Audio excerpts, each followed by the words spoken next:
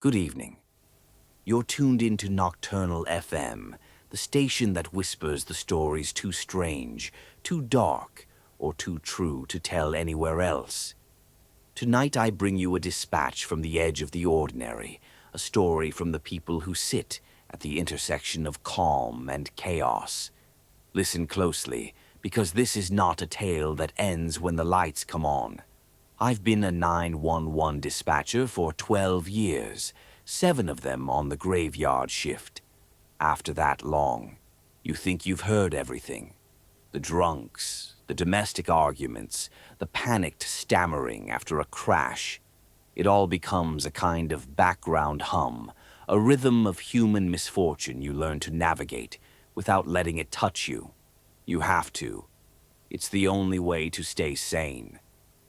My district is sprawling and quiet, the kind of place that dies after 10 at night. Soccer moms, retirees. The worst we usually get is a noise complaint or a teenager who's had too much at a bonfire. For me, the job had become caffeine, fluorescent lights, and the low hum of servers. I was burned out, deeply, unfixably tired in a way sleep couldn't solve. The calls were blips on a screen, voices to categorize, dispatch, and move on. I was a human switchboard for other people's worst hours. The first call came on a Tuesday about 3 months ago, 2:47 a.m., the deadest hour of the deadest night. The console blinked, but not like usual. Not a cell ping or a landline, just an unregistered VoIP signal. Rare, but not unheard of. I clicked. 911, what's your emergency? Static. Thick, wet, like listening underwater. Crackles and pops, and beneath it, a whisper. Hello? Can you hear me? A child's voice. A boy, maybe 7 or 8.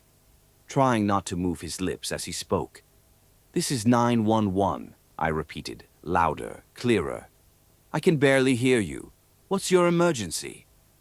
The static swelled, swallowing his words. He's back. The man in the mask is back. A professional chill ran down my spine, the kind that tells you this is real, not a prank. Okay, son, where are you? I need an address. Hurting Mommy, he whispered, breaking with a sob. Daddy's asleep on the floor. He won't wake up. Son, I need a location. I can't send help without it. My fingers flew across the keyboard. No trace, no subscriber info. Nothing. The old house, he said, fading. At the end of the road. Please. Then silence. No hang-up, no click. Just gone. Even without an address, the description was enough. Out west, a long, unpaved road runs into the woods. At the end, a single derelict Victorian, abandoned for decades, local legend, dared by kids. I sent a patrol car. My senior officer, veteran of the county, radioed 15 minutes later. Dispatch, car 12, property secure, no signs of forced entry, boarded up. Nobody here. 50 years, maybe. 10-4, car 12, I said, hiding my confusion. The caller was a child, said family was attacked. A sigh over the radio. Dust thick, windows rotted. If someone's in there, it's a ghost. Clearing the call, tell the prankster to knock it off. I logged it as unfounded and tried to move on. A prank. A sophisticated one, perhaps. VoIP spoofer. Kids these days. Too tired to care. A week later, 2:47 a.m., the line lit up again. The same static, the same terrified whisper. He's in the house, I can hear him walking. Ice formed in my stomach. Son, is this the same caller from last week? A choked sob. He has the mask on, the scary smile, Mommy's screaming. Through the storm of static, faintly, a scream, a woman's scream, thin, high, distorted, like reversed sound. I'm sending help, I said. Stay on the line. Can you hide? In the closet, he whispered. He's coming up the stairs. I can hear his feet. Dead line. 2 patrols dispatched. Repeat call, possible hostage. They took it seriously. Bullhorns, front door smashed, empty, dust layers untouched, rotten floorboards, peeling wallpaper. No footprints, no child, no masked man. Nothing human had been in that house for decades. The next morning, my supervisor pulled me aside. A large, patient man, the kind who has seen everything twice. He told me to drop it.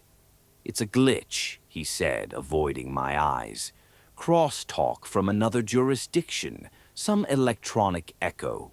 Don't waste county resources. If it happens again, log it and move on. But I couldn't.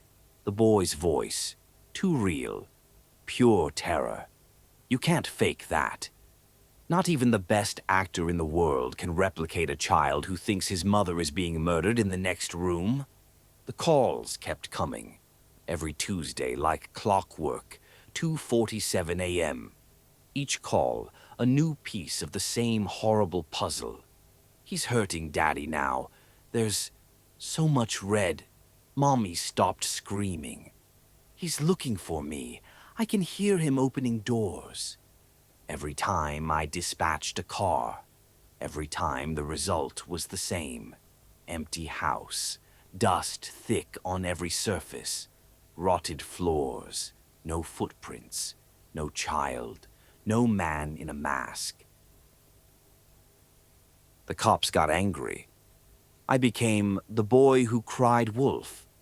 My supervisor formally warned me. Colleagues whispered when I walked by. Maybe I was cracking. Sleep slipped away. On nights off, my eyes fixed on the clock, 2:47 a.m. approaching. Silence became worse than the calls. I became obsessed. During the day, I visited the county records office, tracing the property. Papers, ledgers, brittle deeds, sold and resold. Finally, a deed from 1968, the last family to live there. A mom, a dad, 2 kids, a boy and a girl. Not enough. I spent days in the library basement, scrolling decades of microfiche. Dusty, stale smell of old paper filling my lungs. Weeks of nothing, tax notices, school honor rolls. Then I found it. An article from late autumn, 1975. Headline, Local Family Slain in Apparent Home Invasion. My blood ran cold. Grainy black and white photo. Steep gables, wide porch, overgrown lawn, police cars scattered. Husband, wife, 10-year-old daughter found dead. Cause vague, brutal force trauma. Police mentioned a neighbor seeing a tall man in a pale, expressionless mask fleeing into the woods. Last paragraph. The family's 8-year-old son remains missing. Evidence suggests he was hiding in an upstairs closet during the attack. He has not been found. A statewide search is underway. Authorities have not ruled out abduction by the assailant. The crime unsolved. Masked man never found. Little boy vanished. The library basement felt like a tomb. Static. Whispers. Closet. Masked man. Not a prank. Not a glitch. A ghost. The next day at work, I was broken. Walked in like a zombie. Hum of servers like a funeral dirge. I had to tell someone. Grabbed my supervisor and a veteran dispatcher, dragged them into the break room. Laid it all out. Calls, timing, empty house, microfiche article, printed copies, grainy photo, expected disbelief, expected leave of absence. They didn't react as I expected. Just a look I'd never seen. Grim, tired resignation. Supervisor sighed, heavy and rattling. The older dispatcher, 30 years at the console, pale as she stared at the article. "So it started again," she whispered. "What do you mean, started again?" I asked. "What's going on?" Supervisor slumped. "Kid, we need to tell you about the man you replaced." The dispatcher before me. Good, sharp, dedicated.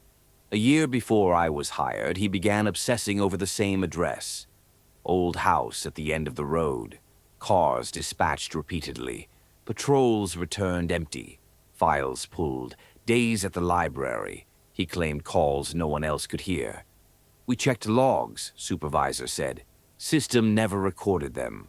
Audio from his console, dead air. We thought stress got to him, a breakdown. My blood froze. The system, it doesn't log the calls for me either.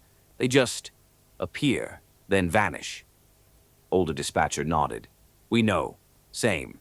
He told us, little boy, man in a mask. I felt sick.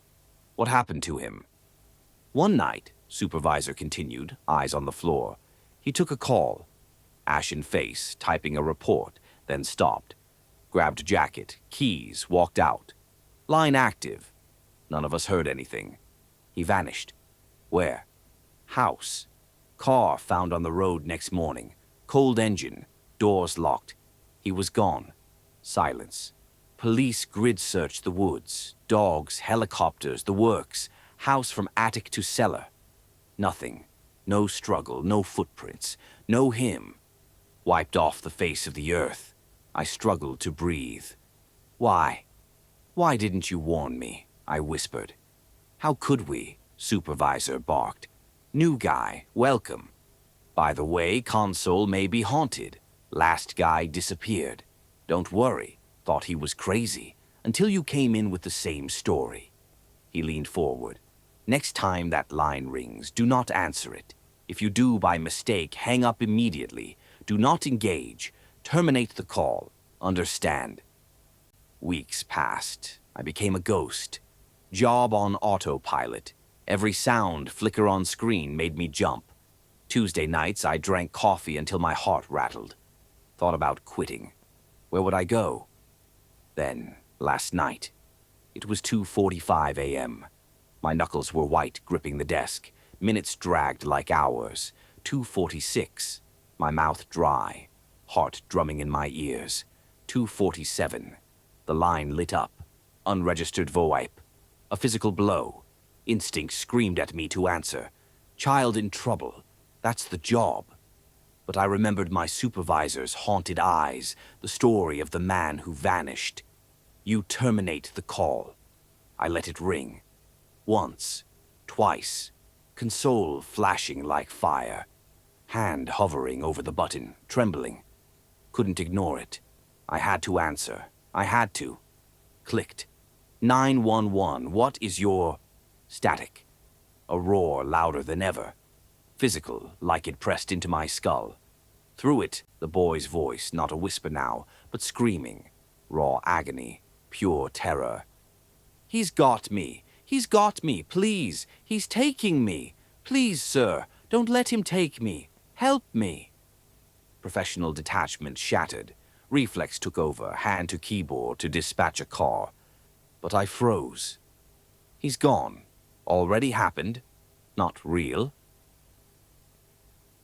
The sobbing continued, choked pleas. Please. You promised. You said you'd send help. Don't leave me. Tears came. I was a 911 dispatcher. My job. Send help. And I was going to do nothing. I'm sorry, I whispered. I'm so sorry. Fingers hovered over the terminate button, millimeters away, choosing safety, choosing to let him go. Then silence. Abrupt, no fade. Static dropped to a low, sinister hum. Line open. Not the boy. A man's voice, whispering. Terrified, older, hoarse, distorted. Same underwater static. Same swarm of insects sound. Pushing through impossible distance. Time itself. Voice I should have recognized from an old staff photo. He's here.